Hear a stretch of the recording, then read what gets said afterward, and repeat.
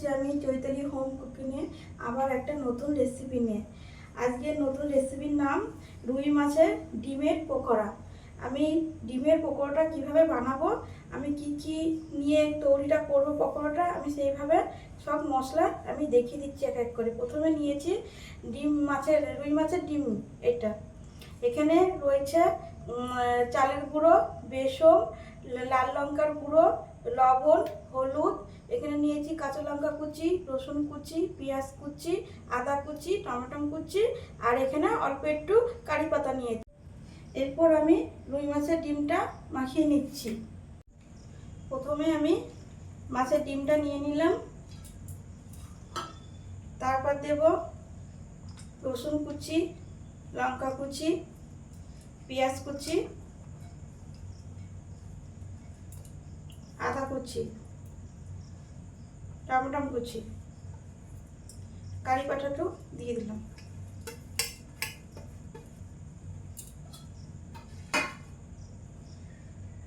এরপর আমি চালের গুঁড়ো দিচ্ছি, অল্প পরিমাণে চালের গুঁড়ো দিয়ে দিলাম। বেসনটা বেশি পরিমাণে দিয়ে দিচ্ছি। তারপরে সামান্য একটু হলুদ গুঁড়ো দিয়ে দিলাম, 1 চামচ মতন শুকনো লঙ্কার গুঁড়ো দিয়ে দিলাম, স্বাদ মতন লবণ। এরপর আমি হাত দিয়ে মাখিয়ে নিচ্ছি। ভালোভাবে সব কিছু দিয়ে মাখিয়ে নিচ্ছি আমি। আমার মাছের ডিমটা মাখানো হয়ে গেছে।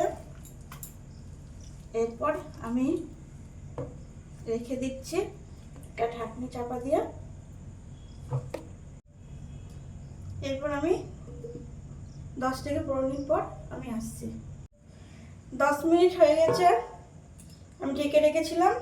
এরপর আমি রুই মাছের ডিমের পকোড়াটা ভাজবো। আমার তেলটা গরম হয়ে গেছে কড়াইয়ে, দেখাই ঘুরে যাচ্ছে, ধোঁয়া উঠছে। এবার আমি একটা একটা করে পকোড়া ছেড়ে দিচ্ছি।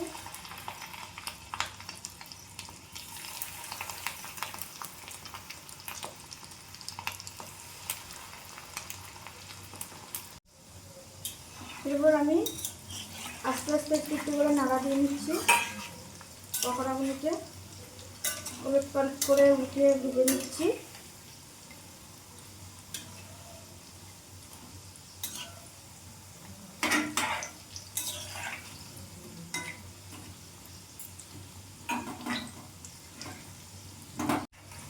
আমার মাছের ডিমের পকোড়াটা ভাজা হয়ে গেছে লাল লাল করে। এরপর আমি তুলে নেব। দেখতে পাচ্ছ কত সুন্দর কালার হয়েছে। এরপর আমি আস্তে আস্তে তুলে নিচ্ছি। এই দেখো বন্ধুরা, আবার আমি তুলে নিলাম কড়াই থেকে পকোড়াগুলো। এরপর আমি আবার এই তেলে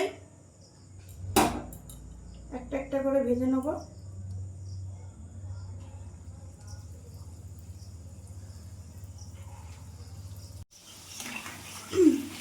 আগের মতনই আমি আবার বড়গুলো লাল লাল করে ভেজে নিলাম।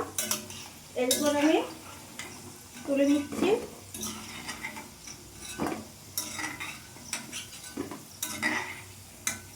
মাছের ডিমের পকোড়া সব ভাজা হয়ে গেছে। এরপর আমি একটা প্লেটে সাজিয়ে দেখাচ্ছি। আমার প্লেটে সাজানো হয়ে গেছে মাছের ডিমের পকোড়াটা, দেখতেই পাচ্ছেন। আজকের এই মাছের ডিমের পকোড়ার রেসিপিটা আপনাদের কেমন লাগলো একটু কমেন্ট করে জানাবেন। আবার পরের ভিডিওয় দেখা হবে।